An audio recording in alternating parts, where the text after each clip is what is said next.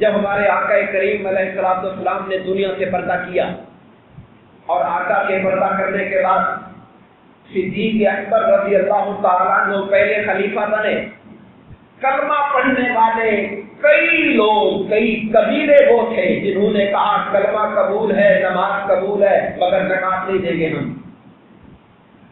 میں بات کافروں کی نہیں کر رہا، مسلمانوں کی کر رہا ہوں۔ وہ جو اسلام والے لوگ تھے ان کا ذکر کر رہا ہوں کہ وہ کہتے تھے نماز پڑھیں گے لیکن ہم زکات نہیں دیں گے۔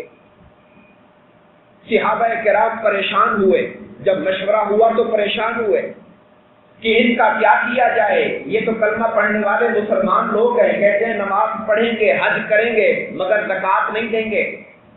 حالات اس لیے بھی خراب تھے کہ جھوٹے نبوت کے دعوے دار کھڑے ہو چکے تھے اور کئی لوگ مرتد ہوتے جا رہے تھے۔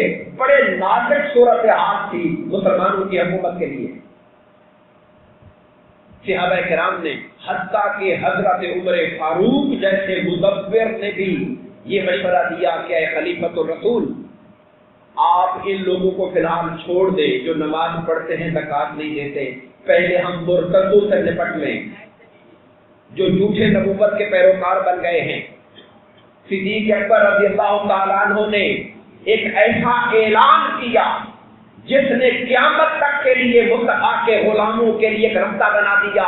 آپ نے فرمایا میں نماز میں اور زکات میں کوئی فرق نہیں کروں گا، نماز بھی میرے مصطفیٰ کے دین میں فرض ہے، زکات بھی مصطفیٰ کے دین میں فرض ہے۔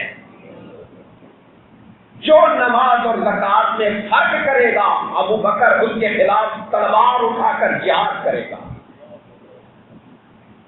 یہ کوئی زکات محض استحبابی امر نہیں ہے کہ جی اچھا ہے کر لیں گے تو ثواب مل جائے گا، نہیں کریں گے تو خیر ہے۔ نہیں نہیں نہیں، جو مالدار لوگ ہیں جن پہ زکات واجب ہو جاتی ہے، حکومت وقت کی ذمہ داری ہوتی ہے، اور اگر حکومتیں جس طرح آج ہمارے زمانے میں انوالو نہیں ہیں تو بطور مسلمان ہماری اپنی ذمہ داری ہوتی ہے۔